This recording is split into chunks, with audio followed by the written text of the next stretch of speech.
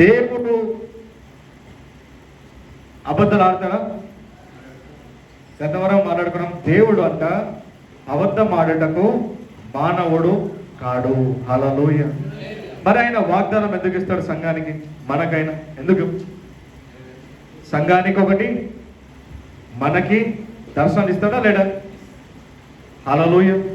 మీకు సపరేట్గా వచ్చిన ప్రామిస్ కార్డ్స్ అని మీ వాగ్దానం, కానీ మనందరికీ కలిపి దేవుడు ఒక వాగ్దానం ఇచ్చింది. ఏమనంట? అబ్రహాముతో, ఇస్సాకుతో, యాకోబుతో తాను చేసిన నిబంధనను జ్ఞాపకము చేసుకొనట. ఎందుకంటే ఎప్పుడైతే ఆయన వాగ్దానాన్ని జ్ఞాపకం చేసుకున్నాడో ఏం చేసినట్ట? ఇజ్రాయేలును వారిని అంటే వారికి చేసిన నిబంధన జ్ఞాపకం చేసుకొని వీళ్ళకి లక్ష్య పెట్టిండంట. ఇంగ్లీష్లో అదే మాట ఏముంటుంది అంటే రెస్పెక్ట్ అని ఉంటుంది అనమాట. అంటే అబ్రహాము వారికి ఇచ్చిన మాటను బట్టి దేవుడు వీళ్ళకి మర్యాద ఇచ్చి వాళ్ళని బయటికి తీసుకొచ్చినట్ట. హల్లెలూయా. అంటే 400 సంవత్సరాల దాస్యంలో, దగ్గర 430 ఎగ్జాక్ట్లీ 400 ఏదైనా, దేవుడంట వాళ్ళని దాస్యంలో నుంచి బయటికి తీసుకువచ్చి, ఎట్లా తీసుకొచ్చిందంట? నార్మల్గా ఏదో ఉన్నారు ఎన్ని రోజులు కష్టాలలో తీసుకొచ్చేస్తే అయిపోతుంది, వీళ్ళకి బందీ నుంచి బయటికి విడుదల ఇప్పించేస్తే అయిపోతుంది అనుకున్నాడా? ఎట్లా తీసుకొచ్చినంట? వెండి బంగారములతో తీసుకొచ్చినంట. ఎంతమందికి తెలిసింది? తెలియదా? 105వ కీర్తన 37వ వచనం చూద్దాం. హల్లెలూయా. 105వ కీర్తన 37వ వచనము. తన జనులను వెండి బంగారములతో ఆయన రప్పించెను. వారి గోత్రములలో నిస్సత్తువ చేత తొట్టిల్లు వాడు ఒకడైనను లేకపోయాను. హల్లెలూయా. వాళ్ళ బట్టలు కూడా మాయలేదంట, వాళ్ళ చెప్పులు కూడా అరగలేదంట 40 సంవత్సరాలు. హల్లెలూయా. దేవుడు వాళ్ళని ఏంటంటే 400 సంవత్సరాలు బానిసల్లాగా ఉన్నారు, బయటికి తీసుకొచ్చేస్తే అయిపోతుంది అన్నట్టుగా తీసుకురాలేదు ఆయన. వెండి బంగారముతో తీసుకొచ్చినట్ట. హల్లెలూయా. అంటే ఏదైతే 4 తరాలు వాళ్ళు పోగొట్టుకున్నారో దేవుడు ఒకటే రోజు రాత్రి వాళ్ళకి ఇచ్చి తీసుకొచ్చిందంట. ఎందుకంటే ఆయన పిల్లలు దరిద్రంలో ఉండడము ఆయనకి ఇష్టము కాదు. హల్లెలూయా. ఎందుకు ఇచ్చింది మరి? వెండి బంగారం ఎందుకు ఇచ్చిండు ఆయన? వాళ్ళు రిచ్ కావడానిక? మేము ధనవంతులం అని చెప్పుకోవడానిక? ఎందుకు? దేవుని మందసం కట్టడానికి. హల్లెలూయా. దేవుడు మనల్ని ఎందుకు ఆశీర్వదిస్తాడంటే నాకు ఇంత బ్యాంక్ బ్యాలెన్స్ ఉందని, లేకపోతే నాకు ఇంత ఆస్తి నాదని చెప్పుకోవడానికి కాదు. దేవుడు నిన్ను ఎందుకు దీవిస్తాడంటే నిన్ను ఆయన చేయగా వాడుకోవడానికి. హల్లెలూయా. అంటే వేరే వాళ్ళకి మనం ఆశీర్వాదకరంగా ఉండాలని దేవుడు వాడుకుంటాడంట. హల్లెలూయా. అందుకు ఆశీర్వదిస్తాడంట ఆయన చిత్తం. అందుకే ఏమంటారంటే ప్రాస్పెరిటీ విత్ పర్పస్ అంటారు అన్నమాట. అంటే ఒక గురి కలిగిన, ఒక దర్శనం కలిగిన సమృద్ధియో ధనమో ఏదైనా అనుకోవచ్చు. ఆశీర్వాదానికి ఏంటంటే ఒక దర్శనం ఉండాలంట. హల్లెలూయా. ఎప్పుడైతే మన దర్శనము స్ట్రాంగ్గా ఉన్నదో దేవుని మనం సపరేట్గా అడగాల్సిన అవసరం లేదు, దాన్ని ఆశీర్వదించు అని సపరేట్గా అడగాల్సిన అవసరం లేదు. ఎందుకంటే మన హృదయాన్ని పరీక్షిస్తాడు ఆయన. పరీక్షించడం అంటే ఏంటంటే ఎక్కడ దొరుకుతాడని కాదు, నా దర్శనం ఎంతవరకు నమ్ముతున్నాడు, నా వాక్యం ఎంతవరకు నమ్ముతున్నాడు, నా మాటలు ఎంత సీరియస్గా తీసుకున్నాడు. హల్లెలూయా. ఎందుకంటే మీరు గమనిస్తే ఎంతమంది ఇక్కడ జాబ్స్ చేస్తారు కదా. జాబ్స్ చేస్తున్నప్పుడు ఎప్పుడైనా టీ బ్రేక్లనో, లంచ్ బ్రేక్లనో, లేక ఖాళీగా ఉన్నప్పుడు మీ తోటి ఉద్యోగులు, మీ కలీగ్స్ మీతో ఏం మాట్లాడతారు? గవర్నమెంట్ అట్లా, గవర్నమెంట్ ఇట్లా, నాకు ఇంక్రిమెంట్ వస్తలే, నాకు అది వస్తలే, హెచ్ఆర్ల బాధ సపరేట్ ఉంటుంది, అది నాకు తెలుసు. ఇంకా అది కాక కూడా ఏం మాట్లాడతారు? వాడిట్లా, వీడిట్లా, నేను అట్లా చేసేది ఉండే, నేను ఇట్లా చేసేది ఉండే, నాకు ప్రమోషన్ మిస్, అవే చెప్పుకుంటారా లేదా? నిజమా? అది కాక అరే నేను అది చేద్దాం అనుకున్నా, ఇంట్లో ఇట్లా ఛాలెంజ్ ఉంది, నేను ఒక ఇల్లు కట్టాలా, ఇల్లు కొనాలా, పిల్లలకి చదివించాలా, లేదా బంగారం కొనుక్కోవాలా, ఇంకా ప్రాపర్టీస్ కొనుక్కోవాలా. హల్లెలూయా. అంటే నేనేం చెప్పాలనుకుంటున్నాను ఏంటంటే, లోకంలో ఉన్న వాళ్ళకి వాళ్ళ దర్శనం అంటే ఏం తెలుసా? దర్శనం లేకపోవడం. అంటే ఉదయం లేచినామా, జాబ్స్కి వెళ్ళినామా, అంటే ఎవరి పనులకు వాళ్ళు వెళ్ళినామా, సంపాదించినామా, ఏదైనా ఈఎంఐస్ ఉంటే ఖర్చు పెట్టుకున్నామా, మిగిలింది బ్యాలెన్స్ ఏమైనా ఉంటే ఏమైనా ప్రాపర్టీస్ గోల్డ్లో కొన్నామా, నెక్స్ట్ వచ్చే తరానికి కోసం సిద్ధపరిచినామా, పిల్లలు పెద్దలు అయితే వాళ్ళ పెళ్ళిళ్ళ కోసం దాచినామా, రిటైర్ అయినామా, పోయినామా, అంతే. ఇంతకు తప్ప ఎవరైనా ఆలోచిస్తారా? ఇంకొకటి మీరు ఇది మైండ్లో ఫిక్స్ అయిపోండి, గుర్తుంచుకో, మర్చిపోవద్దు. లోకంలో జనరల్గా ఏం జరుగుతుందంటే మొదటి 40 సంవత్సరాలు ఏం చేస్తారు తెలుసా? వాళ్ళకి ఏదైతే ఎనర్జీ ఉందో, బలం ఉందో, శక్తి, ఆరోగ్యం, 40 సంవత్సరాలు, మొదటి 40 సంవత్సరాలు అది ఖర్చు పెట్టి భాగ్యము సంపాదిస్తారు, అంటే డబ్బు సంపాదిస్తారు. ఎంతమందికి అర్థం? మొదటి 40 సంవత్సరాలు బలం ఉన్నంత వరకు అది ఖర్చు పెట్టి భాగ్యము సంపాదిస్తారు. తర్వాత 40 సంవత్సరాలు ఏం చేస్తారు? సంపాదించిన భాగ్యము ఖర్చు పెట్టి పోయిన ఆరోగ్యాన్ని కొనుక్కుంటారు. అర్థమైందా కాలేదా? ఎంతమందికి అర్థం? అంటే దేవుడు మనకి అవసరం అని చెప్తున్నా. హల్లెలూయా.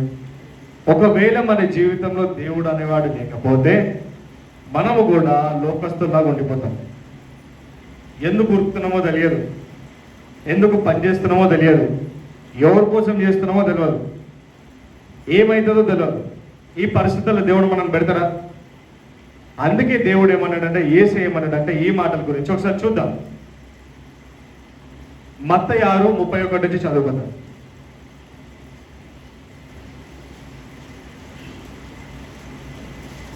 అసలు యేసు ప్రభు వారు మన జీవితము ఎట్లుండాలని అనుకుంటున్నారు, ఏ విధంగా మనం ఇతరులకు ఆశీర్వాదకరంగా ఉండాలనేది ఈరోజు ధ్యానిద్దాం. హల్లెలూయా. కాబట్టి ఏమి తిందుమో, ఏమి త్రాగుదుమో, ఏమి ధరించుకుందుమో అని చింతింపకుడి, అన్యజనులు వీటన్నిటి విషయమై విచారింతురు. రైట్. కాబట్టి ఏమి తిందుమో, ఏమి త్రాగుతున్నామో, ఏమి ధరించుకుందామని చింతింపకుడి. ఎంతమందికి నిజంగా పొద్దుగా లేవగానే ఇవే ఆలోచనలు వస్తాయి? చేయలేతురు. నిజంగా ఎత్తురు. ఎంతమందికి ఇవే ఆలోచనలు వస్తాయి? నాకైతే వస్తాయి అప్పుడప్పుడు. పాస్టర్గా బోధిస్తున్నా కూడా కొన్నిసార్లు వస్తాయి. నిజంగా చెప్తాను. ఎత్తురు చేయను, నేనే ఎత్తురు కదా, ఇంకెందుకు బాధ? ఖచ్చితంగా అందరికి ఇవే ఆలోచనలు వస్తాయి కావచ్చు. అయితే ఒకటి నేనేం చెప్పాలనుకున్నా, ఆలోచనలు అనేటివి ఎటువంటివి అంటే, ఇప్పుడు మన పైనుంచి పిట్టలు ఎగురుతూ ఉంటాయి. మనం ఆపగలుగుతామా? మరి అదే పిట్ట మన నెత్తిపైన గూడు కట్టకుండా ఆపగలుగుతాం కదా?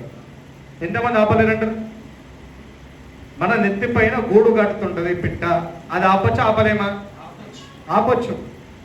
ఎగరకుండా ఆపలేము, కానీ గూడు కట్టకుండా ఆపొచ్చు. మన ఆలోచనలు కూడా అట్లనే. ఆలోచనలు వస్తాయి, పోతాయి, ఇటు ఎగురుతూ ఉంటాయి. మనం ఆపలేము, కానీ ఆ ఆలోచన నెత్తిలకి తీసుకొని రోజు మొత్తం బాధపడుతుంటుంది గూడు కట్టినట్టు. ఎందుకంటే ఈ ఆలోచనలు ఎవరంటే అపవాది కల్పిస్తూ ఉంటాడు. హల్లెలూయా. ఈ ఆలోచనలు అందరికీ అపవాది కల్పిస్తూ ఉంటాడు. ఆ ఆలోచన వచ్చినప్పుడు నువ్వు ఏం మాట్లాడతావు అనేది నీ విన్న వాక్యం పైన ఆధారపడి ఉంటుంది, నువ్వు చదివిన వాక్యం పైన ఆధారపడి ఉంటుంది, నీ ప్రార్థన జీవితం పైన ఆధారపడి ఉంటుంది. ఎంతమందికి అర్థం? అంటే ఆలోచనలు అందరికి వస్తాయి, కానీ ఆ ఆలోచనలని గూడు కట్టనిస్తున్నావా, పడేస్తున్నావా, ఆపేస్తున్నావా? అది నీ ప్రార్థన పైన ఆధారపడదు. ఎవరికైతే వాక్యం తెలుసో అదేమంటారు తెలుసా? నా యేసయ్య ఏమన్నాడంటే, ఏమి తిందువో, ఏమి తాగుదువో, ఏమి ధరించుకుందనని చింతింపకుడి. అరే నా యేసయ్య అన్నాడు కదా ఈ మాట. యేసయ్య తెలియదా? మొత్తం తెలుసండి, సమస్తం తెలుసంట. మన ఆది నుంచి అంతం వరకు, మనం పుట్టిన కాడి నుంచి మళ్ళా తిరిగి యేసు ప్రభుని ముఖం ఏదది ఫేస్ టు ఫేస్ చూసేంత వరకు ఆయనకు తెలుసు.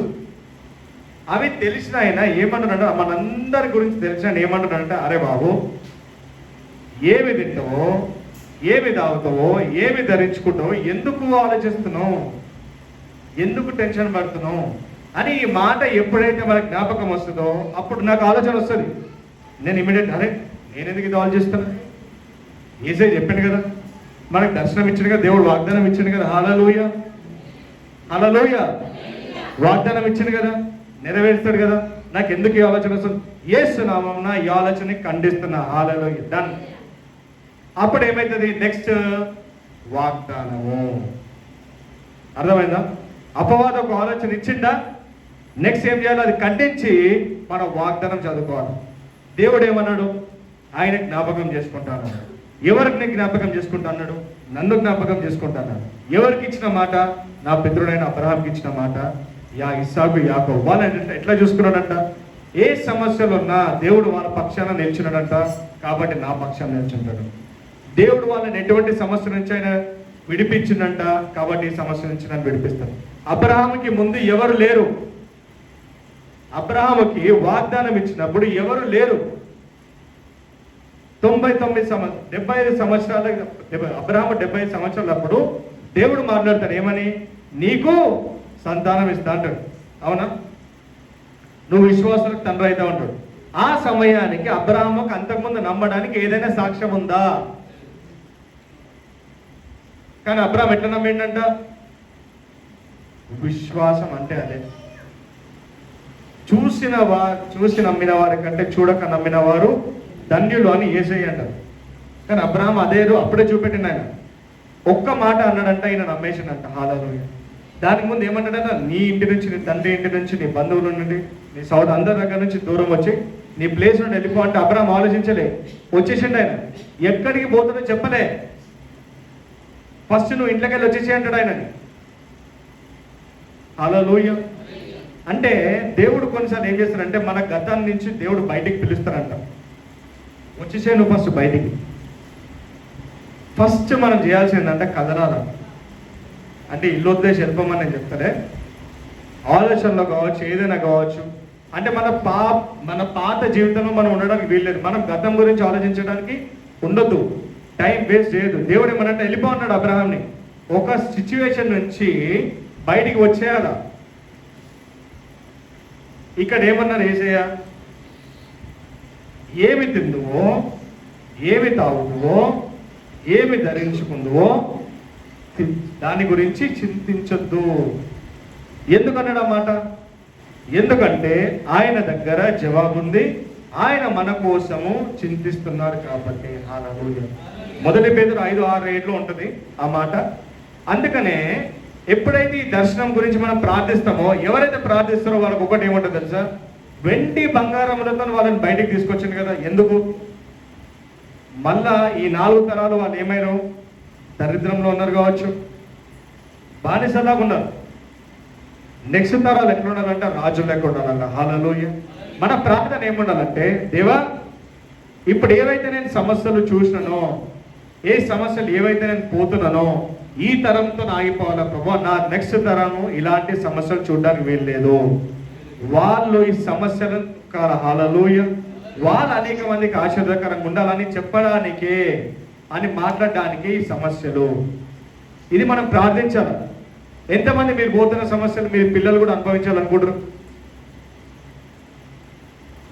ఎంతమంది నేను చూసిన కష్టాలు నా పిల్లలు చూడొద్దు అనుకుంటారు? ఎంతమంది నేను పోగొట్టుకున్నది నా పిల్లలు పోగొట్టుకోవద్దు అనుకుంటారు? దేవుని చిత్తం కూడా అదే. మనం సమస్యలు ఉండాలనో బాధపడాలని కాదు. నా కుమారుని యేసేని వీళ్ళకి ఎందుకు ఇచ్చినానంటే, వీళ్ళు దరిద్రంలో ఉండొద్దంట, రోగాల్లో ఉండొద్దంట, కష్టాలలో ఉండొద్దంట. అందుకే వెండి బంగారంతో బయటికి తీసుకొచ్చిన వాక్యంలో ఎందుకు రాసింది కాబట్టి, ఎందుకంటే మనము చదవాలా, వినాలా, నమ్మాలా. ఎందుకంటే మనం ఈ దేని గురించి అయితే మనం వినమో దాని గురించి విశ్వాసము రాదు. ఏదైతే మనం వింటామో దాని గురించి విశ్వాసం వస్తుంది. అందుకే వాక్యం ఏం సెలవిస్తుంది? విశ్వాసం ఎట్లా వస్తుందంటే క్రీస్తుని గూర్చిన మాట వినుట ద్వారా. హల్లెలూయా. అప్పుడే ఈ మాటలు వింటామో మనకు విశ్వాసం ఆటోమేటిక్ వస్తుందంట. విశ్వాసం రావాలంటే మనం ఏం చేయాల్సిన అవసరం. విశ్వాసం అంటే ఏంది? దేవుని మాట పలకడమే. ఒక సమస్యకి విరుద్ధంగా దేవుని మాట పలకడమే. సమస్యకి విరుద్ధంగా. హల్లెలూయా. చదువుదాం 6:31. మీకు కావాలనని మీ పరలోకపు తండ్రికి తెలియదు. ఒక్క నిమిషం, 6:31 మళ్ళీ చదువుతాం. కాబట్టి ఏమి తిందమో, ఏమి తాగుదమో, ఏమి ధరించుకుందమో అని చింతింపకుడి. అన్యజనులు వీటన్నిటి విషయమై విచారింతురు. ఎవరు ఆలోచిస్తారంటే ఇది? అన్యజనులు. ఇక్కడ అన్యజనులు ఎంతమంది ఉన్నారు? దేవుని పిల్లలు ఎంతమంది ఉన్నారు? ఇద్దరు పోతలేరు. హల్లెలూయా. రైట్. దేవుని పిల్లలు కాబట్టి ఆయన ఏమన్నారు? వీటి గురించి ఎవరు ఆలోచిస్తారంట? మరి అన్యులు అంటే ఎవరు? దేవుని పిల్లలు అంటే ఎవరు? అన్యులు అంటే ఎవరంటే వారికి దేవుడు ఉన్నాడని తెలియదు. దేవుడు ఉన్నా వాళ్ళను దేవుణ్ణి నమ్ముకోలేదు. ఇంకా క్లియర్గా చెప్పాలని, ఎవరైతే యేసు ప్రభుని నమ్ముకున్నారో వాళ్ళు దేవుని పిల్లలు. వాళ్ళతో ఏమంటున్నారంటే, మనతో ఏమంటున్నారు ఈరోజు అంటే, మీరు వాళ్ళ లెక్క ఎందుకు ఆలోచిస్తారు? మీ జీవితం ఏదైతుందని మీరు ఎందుకు అనుకుంటున్నారు? వాళ్ళ లెక్క కాదు. వాళ్ళకి దేవుడు లేడు, మీకు నేనున్నా అంటాడు. హల్లెలూయా. వాళ్ళకి తండ్రి లేడు, నేను మీకున్నా అంటున్నాడు. హల్లెలూయా. చదువు. మీకు కావాలనని మీ పరలోకపు తండ్రికి తెలియను. ఇవన్నీ మీకు కావాలని మీ పరలోకపు తండ్రికి తెలియను. ఎప్పుడైతే ఈ మాట మనం నిజంగా విని నమ్ముతామో మొత్తం భారం వెళ్ళిపోతుంది. అరే నిజంగా నేను ఈ స్థితిలో ఉన్నాడు నా దేవునికి తెలుసు కదా, నాకు ఇది అవసరం అన్న ఏసైకి తెలియదు. తెలుసు. మరి తెలిసినప్పుడు ఆయన వినడా? ఆయన ఇయ్యడా? అర్థమవుతుందా? అంటే ఒక ఆలోచన మనం ఏంటంటే డీప్గా ఆలోచించి ఎట్లా అంటే చెప్తాం. చాలామంది సీరియల్స్ చూస్తారు, కొద్దిమంది సినిమాలు చూస్తారు. రెండు తప్పలేదన్నా. కాకపోతే మరీ ఎట్లా అయిపోతుంది అని అంటే, ఆ సీరియల్ వాళ్ళకి కొద్ది ఎందుకు నచ్చుతాయంటే, ఆ సీరియల్లో ఉన్న వాళ్ళందరూ ఏడుస్తూ ఉంటే వీళ్ళకి ఒక ఏంటది, వీళ్ళ బాధ వాళ్ళు మోసినట్టు వీళ్ళు సంతోషపడతారు. అరే చూసినావు పాపం ఎన్ని కష్టాలు అంటే ఏంది, వీళ్ళ కష్టాలు వాళ్ళు మోస్తుంటే, అంటే వాళ్ళు కూడా సీరియల్ వాళ్ళు మోస్తారు కదా, వాళ్ళే మ్యాచ్ అవుతున్నాయి కాబట్టి చూసి కొద్దిగా సంతృప్తి చెందుతారు. సినిమాలు కూడా అదే మీరు చూస్తారు కదా, లవ్ ఫెయిల్యూర్ సాంగ్స్ ఉంటాయి కదా, ఆటోలలో ఆడిడ పెట్టుకొని వింటా ఉంటాడు, వీడు ఫీల్ అవుతూ ఉంటాడు, వాడికి నడుస్తూనే ఉంటుంది స్టోరీ. అంటే ఏంటి, వీళ్ళ బాధ ఎవరో భరిస్తుంటే వీళ్ళలాంటి బాధ సీరియల్ చూసి వీళ్ళు ఆ క్యారెక్టర్లో ఇన్వాల్వ్ అయ్యి బాధపడతారు. యేసయ్య కూడా చెప్పింది అదే, మీ చింత యావత్తు నా మీద మోపుడి. ఎంతమంది కదా, అంటే మీరు ఏదైతే భరిస్తున్నారో అది మీరు భరించకూడదు, నా మీద వేసేసేది. అయిపోయింది, దేవా నాకు ఈ సమస్య ఉంది, నేను నీకు వదిలేస్తున్నా. ఈ వాక్యము నిజమైతే మీరు ఇట్లా ప్రేయర్ చేయాలా, ఈ వాక్యము నిజమైతే నా జీవితంలో నెరవేర్చు. టెస్ట్ నాకు కాదు, నీకు టెస్ట్. నువ్వు వాగ్దానం ఇచ్చినావు, నేను నమ్ముతున్నా, నేను చర్చకు పోతున్నా, నేను వాక్యం వింటున్నా, నేను ప్రార్థిస్తున్నా, ఇది సాక్ష్యం ఇస్తే నీ నామానికే ఘనత. లేకపోతే వేరే వాళ్ళు అనుకుంటారు నీ దేవుడు ఏమనుకుంటారు, నీ ఇష్టం ప్రభావం వెళ్ళిపోవాలా. నిజం, విశ్వాసం గల ప్రార్థన ఇదే. చింత మొత్తం ఆయన మీద మొబ్బాలా. ఇప్పుడు మా రెమ్మ ఉన్నది కదా, ఆమెది వచ్చే 24 తారీఖు స్కూల్ స్టార్ట్. ఆమెకి స్కూల్ అంటే తెలియదు, స్కూల్లో ఒకటి ఫీజు ఉంటుందని తెలియదు, ఆమె యూనిఫామ్ ఒకటి ఎట్లా వస్తుందో తెలియదు, బుక్స్ ఎట్లా వస్తుందో తెలియదు. ఆమెకి ఏం తెలుసు, మా డాడీ చూసుకుంటారులే. అరే మా రెమ్మ అంటే గుర్తొచ్చింది, అందరికీ మదర్స్ డే శుభాకాంక్షలు. మదర్స్ డే శుభాకాంక్షలు. దేవుడు మిమ్మల్ని కాపాడును గాక. మా మదర్కి, ఇక్కడ ఉన్న మదర్స్ అందరికీ యేసు నామమున మదర్స్ డే శుభాకాంక్షలు. God bless all the mothers. సామెతలు 31 అధ్యాయం ప్రకారం ప్రతి ఒక్క ఆశీర్వాదం యేసునామమున మీ జీవితంలో నెరవేర్చును గాక. సారా యొక్క ఆశీర్వాదములు, రూతు యొక్క ఆశీర్వాదములు మీ జీవితంలో నెరవేర్చబడి ఎస్తేరు వలె దేవుని రాజ్యం కొరకు పనిచేయును గాక. దేవుడు మిమ్మల్ని రాకడ వరకు సజీవులుగా ఉంచును గాక. హల్లెలూయా. అయితే ఆమెకు తెలుసా, మా పాపకి ఏం తెలియదు. ఆమెకి ఏం తెలుసు? చర్చికి రావాలా, వాళ్ళ మమ్మీ ఆడిపిస్తే ఆడుకోవాలా, లేకపోతే ఉసుకలు పోయి ఆడుకోవాలా, ఎవరైనా కనిపిస్తే మాట్లాడాలా, కారు ఎక్కాలా, ఇంటికి పోవాలా. ఆమె అట్లా అంటే చర్చికి వచ్చి చదువుతుంది, వాక్యం మెల్లమెల్ల ట్రైన్ అప్ అవుతుంది. కానీ ఆమె ఆనందంగా ఉండడమే నాకు కావాలా. అర్థమైందా? ఆమె బాధపడకుండా నాకు ఇష్టమా? ఆమె చింత మొత్తం అసలు ఆమెకి చింతనే లేదు. ఇక రాజు పిల్లలు కూడా ఉన్నారు, రాజు పిల్లలకి సేమ్ అందరికీ. అంటే వారి చింత వాళ్ళు మోయరు, మనం మోస్తున్నాం. హల్లెలూయా. అట్లా యేసయ్య కూడా అదే అంటున్నాడు, మీరు ఎందుకు మోస్తున్నారు? మీకు పరలోకపు తండ్రి ఉండడం నాకు తెలియదా? మీకు తెలియదా? మీరు నమ్ముతలేరా? ఫినిష్. అన్యుల వల్ల మీరు ఎందుకు బాధపడుతున్నారు?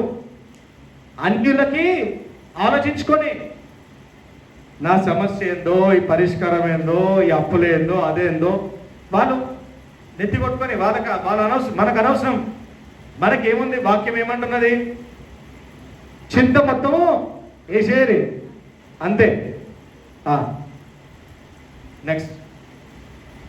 కాబట్టి మీరు ఆయన రాజ్యమును నీతిని మొదట వెదకుడి, అప్పుడు అవన్నీ మీకు అనుగ్రహింపబడును. హల్లెలూయా.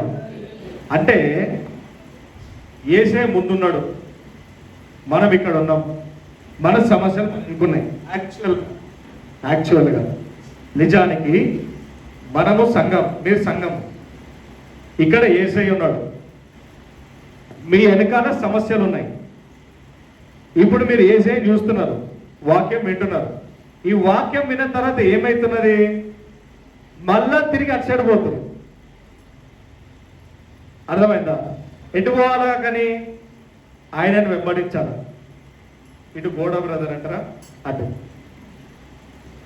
అంటే ఆయన వాగ్దానంలో మనం ముందుకెళ్ళిపోవాలి. కానీ ఎప్పుడైతే మనకు ఆలోచన వస్తుందో మనం తిరుగుతున్నాం.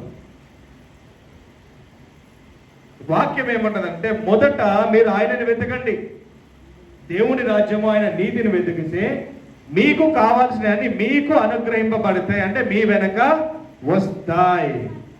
అర్థమైందా? ఏమైతుందంట? మీకు ఏవైతే కావాలో అవి మీ వెనకాల ఎప్పుడు వస్తాయి? మనం ఇటు సైడ్ పోతే, మనం తిరిగి అవి కావాలని పోతే అవి ముందుకు పోతాయి. ఎంతమందికి అర్థమవుతుంది? ప్రతి ఒక్క ఆశ చూడండి. కీర్తన 23లో ఆఖరి వచనం ఏముంటది? కృపాక్షేమములే నా వెంట వచ్చును. దావీదు వెనకాల కృపాక్షేమములు వచ్చినాయా? కృపాక్షేమముల వెనకాల దావీదు దొరికిండా? ఎందుకు? దావీదు దేవుని చూస్తున్నాడు కాబట్టి. అట్లా మనకు కావాల్సిన అన్ని మన వెనకాల ఉన్నాయి. ఇప్పుడు ఇక్కడ వెనకాల ఏదైనా ఉంది, నేను చూడగలుగుతాను నా ఈపుని. సాతాను ఈ ప్రయోగం మన పైన చేస్తున్నాడు. ఈపుని చూసుకోలేరు, వెనకాల చూసుకోలేరు. అందుకే మన గతాన్ని ఊరికే చూపిస్తారు. చాలా మంది ఏం చేస్తారంటే వాళ్ళ గతంలో ఉంటారు. 80% చాలా మంది వాళ్ళ గతంలోనే ఉండిపోతారు. నేను అప్పుడు ఆ కోర్స్ చేసి ఉంటే, నేను ఆ ఎడ్యుకేషన్ చేసి ఉంటే, నేను ఆ జాబ్ చేసి ఉంటే, నేను ఆ పెళ్లి చేసుకుంటే, నేను ఆ పొలం అమ్మకపోతే, నేను ఆ పొలం కొనుంటే, నేను ఇక్కడి నుంచి సంగారెడ్డికి షిఫ్ట్ అయితే, సంగారెడ్డి నుంచి హైదరాబాద్కి షిఫ్ట్ అయితే. ఎంతమందికి అట్లా అర్థమైంది? ఎంతమంది నిజంగా గతంలో ఉంటారు? చాలా. అదే నేను అది పోగొట్టుకోకపోయి ఉంటే. ఇది ఒక 80%. 20% ఏం చేస్తారు తెలుసా? నెక్స్ట్ ఇయర్ అదవుతుంది, లేకపోతే రేపు ఏమవుతుందో, ఇప్పటివరకు ఏం కాలేదు, నెక్స్ట్ ఇయర్ ఏమవుతుందో, నెక్స్ట్ ఇయర్ వరకు నేను ఉంటాను, నెక్స్ట్ 10 ఏళ్ళ తర్వాత నేను ఉంటాను, ఏమన్నా అవుతుందో, ఉన్న ఇల్లు పోగొట్టుకుంటాను, ఉన్న పొలం పోగొట్టుకుంటాను, ఓడనొచ్చి కబ్జా చేస్తాడు, లేకపోతే నా వల్లే నాకు రివర్స్ అవుతారు. అందరూ ఏం చేస్తారంటే ఇద్దరు గతంలో ఉంటారు, లేదంటే ఫ్యూచర్లో ఉంటారు. ఏ సేమంటే ఇవాళ ఉండరా అంటాడు. ఇవాళ ఉండండిరా బాబు, ఇవాళ చూడండి, మీరు ఈ రోజే జీవించండి. హల్లెలూయా. అంటే మీరు ఈ రోజులోనే ప్రస్తుతంలోనే ఉండాలనేది దేవుని చిత్తము. ఎందుకంటే దేవుడు ప్రస్తుతంలో ఉన్నాడు,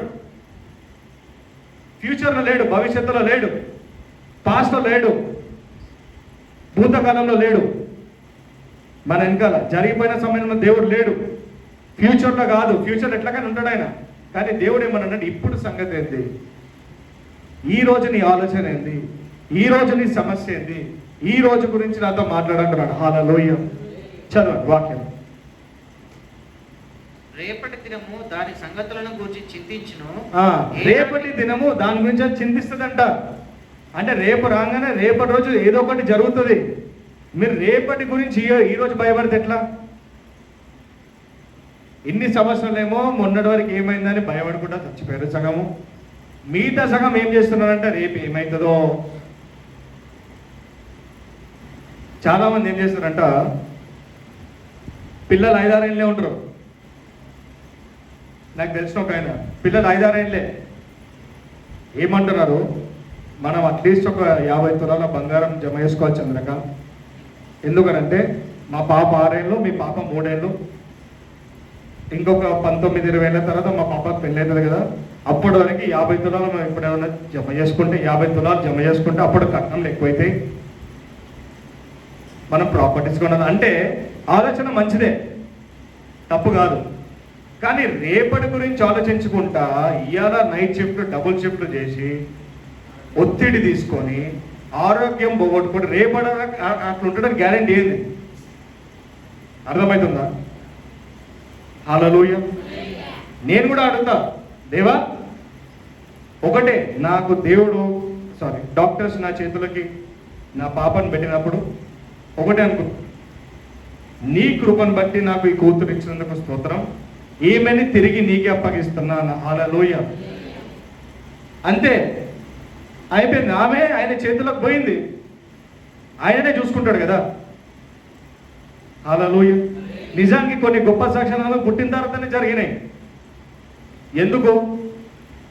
ఒకటి, మీరు దేవుని నమ్ముకున్న తర్వాత తరం ఆటోమేటిక్గా దేవుని హస్తం వాళ్ళు చేయిపోయి వాళ్ళ పైన ఉంటుంది. అడగాల్సిన అవసరం లేదు. అడగడం అని ఏంటంటే మనం ఇచ్చే దేవునికి ఇచ్చే రెస్పెక్ట్, కృతజ్ఞత. కానీ దేవుడు ఆటోమేటిక్గా వాళ్ళని చూసుకుంటాడు. హల్లెలూయా. అట్లా ఏంటంటే మనము భయపడకుండా జీవించాలనేది దేవుని చిత్తము కాదు. ఇది నేను చెప్పాలనుకున్న మాట. గతంలో ఏం పోగొట్టుకున్నామో దేవుడు పెద్ద ఇది కాదు. దేవుడు ఒక రోజు ఇచ్చేయగలుగుతాడు. కానీ దేవుడు ఏమన్నాడంటే ఈ రోజు నువ్వు ఒకటి గుర్తుంచుకో, నీకు ఒక దర్శనం కలిగి ఉంది, నీకు ఒక గురి కలిగి ఉంది. మనం ఉన్నది ఏంటంటే మన గురించి కాదు, మనము మన పిల్లలు మన కోసం కాదు, మనం అనేక మందికి దీవెనకరంగా ఉండాలా. చాలా ఎంతోమంది అనాథలు ఉన్నారు, వాళ్ళని ఎవరు చూసుకుంటారు. చాలా మంది రోగంతో బాధపడుతున్నారు, వాళ్ళని స్వస్థపరిచేది ఎవరు? హల్లెలూయా. ఇంకా ఎన్నో మంచి పనులు ఉన్నాయి, ఎన్నో చేయాలనుకుని ఎన్నో మంచి పనులు ఉన్నాయి. వాటి గురించి ఎవరు ఆలోచిస్తారు? దేశం కోసం ఎవరు ఆలోచిస్తారు? హల్లెలూయా. అంటే ఎంతసేపు మనము మన గురించి ఆలోచించుకుంటుంటే అందుకోసం కాదు కదా మన భూమికి వచ్చింది. హల్లెలూయా. ఎంతమంది అర్థమైంది? చదువు. ఏనాటి కీడు ఆనాటికి చాలును. టుమారో. ఓకే. ఇప్పుడు కీర్తన 68:19.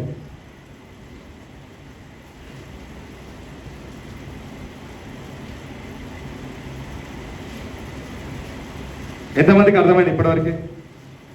ఎంతమంది ఇప్పటివరకు నేను గతంలో ఉండే అనుకున్నారు? ఈరోజు ఎంతమంది గతం నుంచి బయటకు వచ్చేస్తారు? ఎంతమంది రేపటి గురించి భయపడుకుంటుంటారు ఇవాళ? హల్లెలూయా. హల్లెలూయా. ప్రభువు స్తుతి నందును గాక. అనుదినము ఆయన మా భారము భరించుచున్నాడు. దేవుడే మాకు రక్షణకర్త అయి ఉన్నాడు. హల్లెలూయా. అనుదినం అంట ఆయన మన భారము మోస్తున్నాడంట. ఎప్పుడంట? అనుదినము. హల్లెలూయా.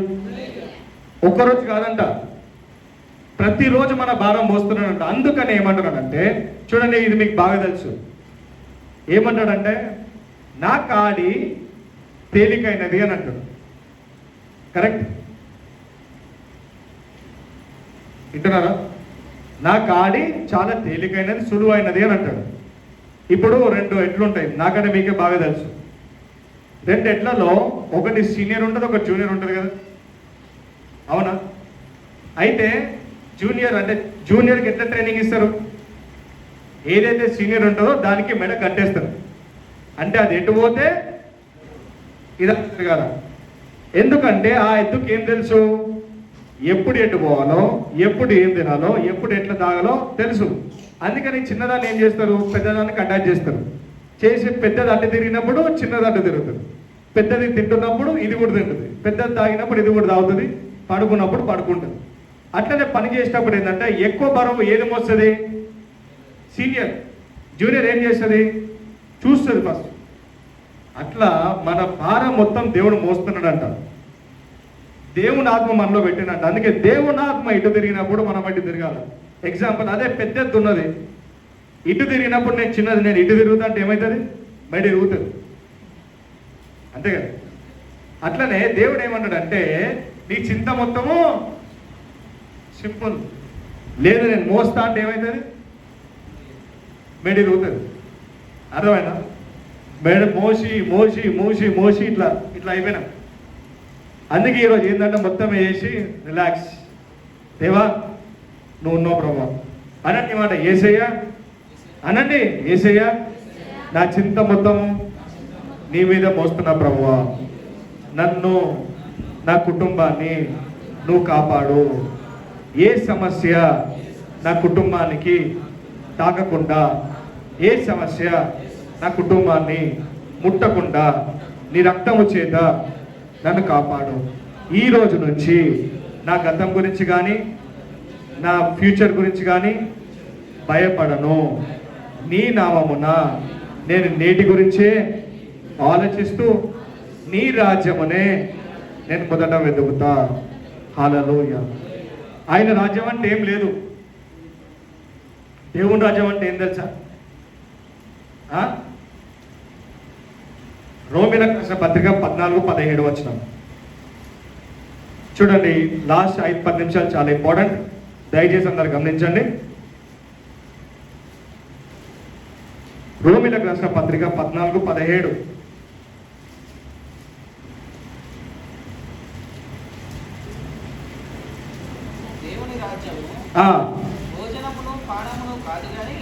దేవుని రాజ్యం అంటే తినుడు తాగుడు కాదు.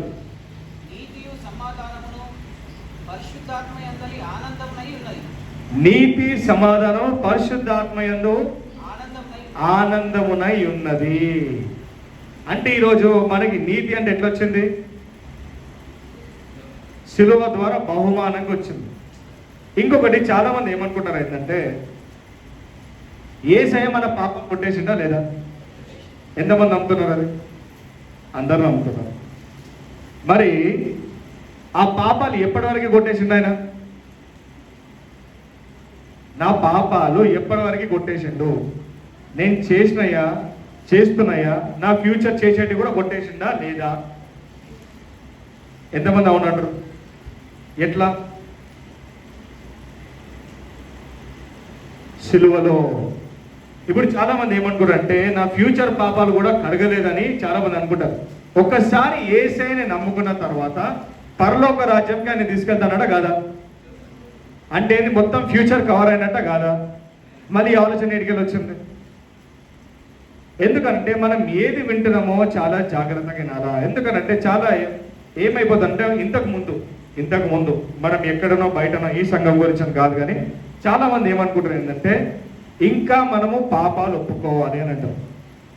కానీ అట్లా ఏమవుతుందంటే ఇంకా నువ్వు పాపం ఏమన్నట్టే. అసలు ఏమైందంటే సిలువలో నేను, చింటూ, శ్రీకాంత్ ఉన్నాం. ఓకే, నేను శ్రీకాంత్ దగ్గర ఒక 10 లక్షలు తీసుకున్నాను అనుకుందాం, 10 లక్షలు తీసుకున్నాను అనుకుందాం. ఒక టైం చెప్పిన, ఒక 5 నెలలు 6 నెలలు చెప్పిన, 6 నెలలు దాటినప్పుడు ఏమవుతుంది? శ్రీకాంత్ అని అడుగుతారు. ఇంకో నెల అంట. దాన్ని దాటిన తర్వాత అప్పుడు ఏమవుతుంది? మెల్లమెల్లగా శ్రీకాంత్ అంటే నాకు ఏమవుతుంది? భయం అవుతుంది. అవునా? అప్పుడు నేను ఏం చేస్తా అంటే కొద్దిగా కలవకుండా దూరంగా ఉంటాను. ఈ విషయం ఎవరికి తెలిసింది? చింటూకి తెలిసింది. ఏమని? అరే ఇట్లా బ్రదరు శ్రీకాంత్కి ఇట్లా పైసలు చేయాలి. అప్పుడు చింటూ ఏం చేసిందంటే శ్రీకాంత్ ఒకసారి కలిసిండు. కలిసి శ్రీకాంత్ నీకు బ్రదర్ ఎంత ఇవ్వాలంటే శ్రీకాంత్ ఏమంటాడు? 10 లక్షలు ఇవ్వాలంటాడు. అప్పుడు చింటూ ఏం చేస్తాడు? ఇగో 1 కోటి రూపాయలు తీసుకో, ఇంకోసారి బ్రదర్ అడగకు అంటాడు. ఎంతమందికి అర్థమైంది ఇక్కడ వరకు? ఈ విషయము ఏం చేసిందంటే రాజు చెప్పిండు. ఎవరు? చింటూ. రాజు పోయి చెప్పు బ్రదర్కి, శ్రీకాంత్కి భయపడకమను, మొత్తం బ్రదర్ అప్పు మొత్తం కట్టేసిన, ఇంకా చెప్పాలంటే అప్పుకి ఇంకా 10 రెట్లు ఇచ్చిన, 1 కోటి రూపాయలు ఇచ్చిన, బ్రదర్ని భయపడకమను అన్నాడు. అయితే రాజు నా దగ్గరకు వచ్చాడు హైదరాబాద్. వచ్చే బ్రదర్ నువ్వేం భయపడకు, ఏందనంటే చింటూ మీ అప్పు మొత్తం కొట్టేసిండు, కాబట్టి మీరేం భయపడకండి, కానీ మెల్లమెల్ల చింటుకి కుదిరినప్పుడు ఇచ్చేయండి అని. ఇది ఎట్లున్నది? నిజంగా ఏం జరిగింది?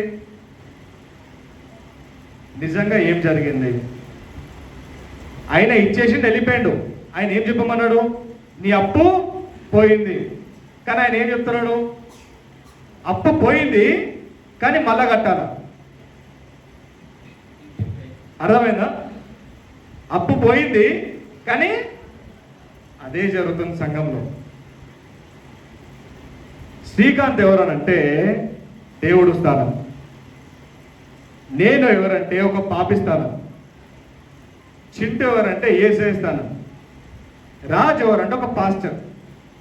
ఎంతమందికి అర్థం? పాపి దేవుని దగ్గర నుంచి చురుకుతున్నాడు. ఎందుకు? పాపాలు చేసిన కాబట్టి. యేసయ్య వచ్చిండు, వచ్చి ఏం చేసిండు?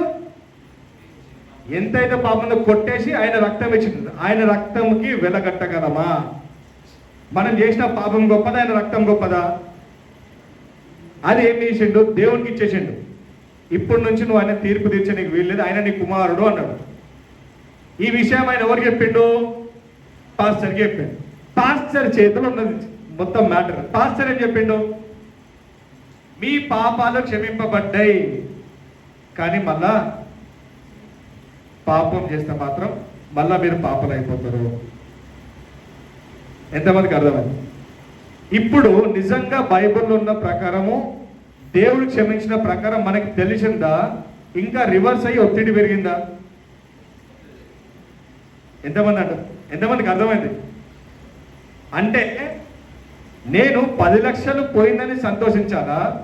అరే నా బదులైన 1 కోటి రూపాయలు ఇచ్చిన నేను బాధపడాలా? అసలు ఏందనంటే ఆయన ఒకటే, నేను నిన్ను ఎంత ప్రేమిస్తాను నాకు తెలియదు కదా. ఆయన ఏం చెప్పాడంటే రాజుకి, రాజు నేను చంద్రకాంత్ బ్రదర్ని ఎంతో ప్రేమిస్తున్నా, ఆయన 10 లక్షల గురించి ఆయన పారిపోవడం దేనికి? 1 కోటి రూపాయలు ఇస్తున్నా, చెప్పు హ్యాపీగా తిరగమని చెప్పు. అప్పుడు ఈ మెసేజ్ అయినా నాకు చెప్తే ఎట్లుంటుంది? శ్రీకాంత్ ఏడు ఉంటాడు, ఆడికి నేను పోతా, 5 స్టార్ కింద కూర్చుంటా, బైక్ మీద స్టాండ్ వేసుకొని. ఎప్పుడు వస్తాడు శ్రీకాంత్? ఏమంటాడు శ్రీకాంత్ ఎట్లునో అంట. అంతకుముందు ఏమవుతుండే? శ్రీకాంత్ తీసి ఉడుతుండే. కానీ ఇప్పుడు ఏమవుతుంది? ఆ మెసేజ్ తెలవగానే శ్రీకాంత్ పరిశాన్ కావాలా? అరే ఏంది ఇట్లా అని. అంటే ఆయన నా అప్పు ఎంత కట్టిందని నాకు తెలిస్తే నేను దేవుని దగ్గరికి ఊరుకుతూనే ఉంటాను, దేవుని దగ్గర నుంచి పారిపోను. యేసయ్య ఈరోజు మన పాపాలు ఎంత క్షమించిండో తెలిస్తే మనము దేవుని దగ్గర నుంచి బయటికి రాము. హల్లెలూయా. నిజంగా మన పాపాలు అట్లా క్షమింపబడి ఉన్నవి. ఎప్పుడైతే ఇది మనము నమ్ముతామో మనము బాధపడము. ఒకవేళ మనం బాధపడ్డా బాధ యేసయ్య దగ్గర తీసుకొని పోతాము. దేవుని రాజ్యం అంటే ఇది వెతకడము. యేసయ్య ఏదైతే నన్ను క్షమించిండో, నా పాపాలని కొట్టేసిండో, పరిశుద్ధాత్మలో, ఆత్మలు ఏంటంట సంతోషమా ఏంటది, పరిశుద్ధాత్మలు అందరి ఆనందం అంటే ఇదే. ఈరోజు పరిశుద్ధాత్మని ఏంటంటే నాకు బహుమానం లాగా ఇచ్చిందంట, గ్యారంటీ లాగా ఇచ్చిందంట. ఎందుకు? యేసయ్య నా పాపాలు కొట్టేసిండని గ్యారంటీ నాకు చెప్పేది ఎవరు? పరిశుద్ధాత్ముడు. ఆయన ఆనందాన్ని వెతకడమే దేవుని రాజ్యాన్ని వెతకడము. హల్లెలూయా. దేవుని రాజ్యం అంటే స్పెషల్ ఏం లేదు. దేవుని రాజ్యం అంటే అన్ని వదిలేసుకొని పోవడం కాదు. దేవుని రాజ్యం అంటే దేవునిలో నిన్ను యేసయ్య స్థిరంగా నిల్చోబెట్టి పరిశుద్ధాత్ముడు అనే దేవుని ఆత్మను మనకి బహుమానంగా ఇచ్చి నడిపిస్తున్నాడంట. హల్లెలూయా. దేవుని రాజ్యం వెతకడం అంటే ఇది. అందుకు ఆయన ఏమన్నాడంటే, సాక్షాత్ పరిశుద్ధాత్ముడు నీ లోపల ఉన్నాడు కాబట్టి, దేవుని ఆత్మనే నీ లోపల ఉంది కాబట్టి నువ్వు దేని గురించి చింతిస్తున్నావు? హల్లెలూయా. ఆయన లేకుండా సృష్టిలో ఏది సృష్టింపబడలేదు. ఆయననే ఈరోజు మన లోపల ఉన్న తర్వాత మనం దేని గురించి భయపడాలా, ఎవరి గురించి బాధపడాలి, దేని గురించి దేవుని ఉండాలి. అన్ని సమస్యల నుంచి మనం విడిపిస్తున్నాడంట. సంఘము మనందరం అంట ఒక గురి వద్దకు వెళ్తున్నామంట. ఎవరైతే ఈ వాగ్దానాన్ని గురించి ప్రార్థిస్తున్నారో, ఇంకా నమ్ముతున్నారో, ఆ 7 అభిషేకాలు ఇంకా ఎవరైతే గుర్తుంచుకున్నారో, దేవుడు వాళ్ళ జీవితము ఇంకా గొప్పగా మార్చబోతున్నాడు. ఎంతమంది సాక్ష్యాలు గుర్తున్నాయి? సాక్ష్యాలు వచ్చినాయా లేవా? ఇప్పటివరకు రాని వారు ఇంకా బాధపడకండి, దేవుడు సాక్ష్యాలు ఇవ్వబోతున్నాడు. ఎంత పెద్ద సమస్య అయినా దేవుడు బయటికి తీసుకొచ్చి మన జీవితాన్ని గొప్పగా ముగించబోతున్నాడు. మళ్ళొక మాట, ఈ సంవత్సరం అయ్యే లోపు దేవుడు మన జీవితాన్ని గొప్పగా మార్చబోతున్నాడు. ఎందుకంటే వాగ్దానం ఇచ్చిన వాడు నమ్మదగిన వాడు, ఇచ్చిన మాట తప్పడు. ఇది జ్ఞాపకం చేసుకొని ప్రార్థించండి. ఈ వాక్యాన్ని మన జీవితంలో దేవుడు నెరవేరుస్తాడు. హల్లెలూయా. దేవుడిచ్చిన వాక్యాన్ని మన జీవితం నెరవేర్చి ఆశీర్వదించును గాక. హల్లెలూయా.